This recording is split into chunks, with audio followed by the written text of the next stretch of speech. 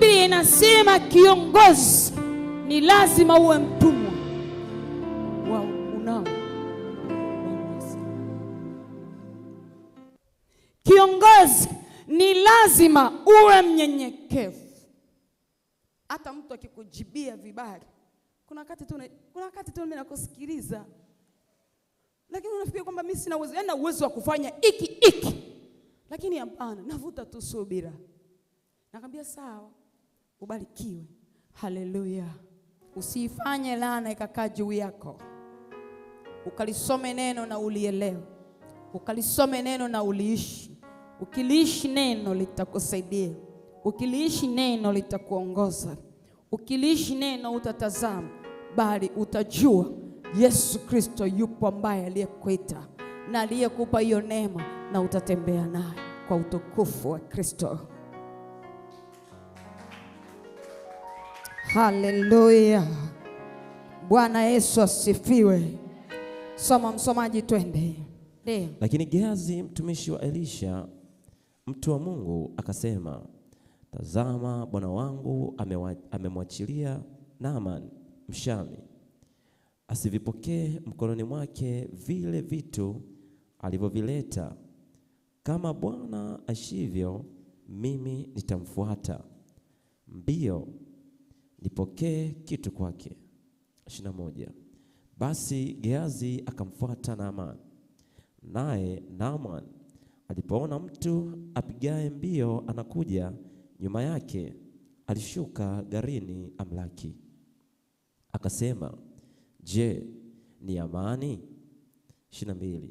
Akasema, amani, bwana wangu amenituma kusema, tazama sasa hivi wamenijia kutoka mlimani mwa Efraim vijana wawili wa wana wa manabii, uwape na kuomba talanta ya fedha na mavazi mawili. Amen. Ni kweli kulikuwa na vijana ni kweli kulikuwa na vijana waliokuwa wamekuja. Unaona huyu mtu wa tatu anachokifanya, alitumia njia ya mchepuko. Haleluya. Mimi nitavifuata vile vitu nivichukue. Yaani kwa nini ameviacha mchungaji? Yaani unajua bwana mchungaji, haya mambo yake bwana mimi sielewi. Haya masheria yake haya hamna. Yaani ni short and clear. Unaona Kwa hiyo jiulize vizuri kabla hujafanya kitu. Twende baba.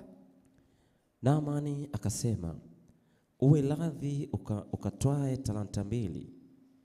Akamshurutisha, akamfunga talanta 2 za fedha ndani ya mifuko 2 na mavazi 2. Akawatwika watumishi wake 2, nao wakayachukua mbele yake. 24. Naye alipofika kilimani, akavitwaa mkononi mwao, akaviweka nyumbani, akawaacha wale watu kuondoka, nao wakaenda zao. 25. Lakini yeye akaingia akasimama mbele ya bwana wake. Elisha akamwambia, watoka wapi Gehazi? Akanena, mtuma wako hakuenda mahali. 26. Akamwambia, je, moyo wangu haukuenda na wewe hapo alipogeuka yule mtu katika gari ili kukulaki? Je, huu ndio wakati wa kupokea fedha na kupokea mavazi na mashamba ya mizeituni na mizabibu na kondoo na ng'ombe na watumwa na wajakazi? 27. Basi ukoma wa Naamani utakushika wewe na wazao wako hata milele. Naye akatoka usoni pake mwenye ukoma kama theluji. Amen. Cha kwanza Elisha anamuuliza, ni wakati wako? Bwana asifiwe. Unaelewa neno vizuri Anauliza, je, ni wakati wako? Ni kweli ungeliweza kuvipokea, lakini je, ndio wakati wako? Kuna wakati tunapotangaza ya kwamba kuna hii ya pili tunaweza tusichukue muda mrefu, lakini ya kwanza itachukua muda mrefu. Haleluya. Yani unaona kwa utajiuliza why, kwa nini wa kwanza pigwe ni kama double ya wa pili? Kwa nini wa kwanza pewe mwaka au miezi mitatu ndio tangazwe, lakini kwa nini wa pili atangazwe kwa haraka? Na kwa nini wa pili na inaweza ikatendeka kwa haraka? Wa kwanza sio wakati uliokuwa. Hayo yote utajiuliza, nia yangu ama kukusaidia usije ukamkosea Mungu. Haleluya. Usije ukawaza kufanyaje ukakosea Mungu. Kila mmoja na wito. Wito ndio unaokufanya upokee kitu saizi ipi. Namna ulivyombeba Mungu, ukubwa uliombeba Mungu ndio ukubwa utakaokupa utambulisho wa mbele unakoenda. Gehazi hakutembea kwa ukamilifu. Aliondoka na nini? Tena akapewa milele. Sio siku mbili. Akapewa ukoma wa kizazi. Yawezekana wale wenye ukoma tunaona yamkini mwingine ametokea kwa Gehazi. Haleluya. Kama ndugu yako ana ukoma, shangazi yangu alikuwa na ukoma, yawezekana walichomoka huko wengine. Haleluya. Sijui. Ajua Kristo wa neema. Tunaona nikakwambia kwenye utumishi tukajifunza kutoka kwa Elia na Elisha. Elisha anamwambia, nataka sehemu maradufu ya roho yako ikae ndani yangu.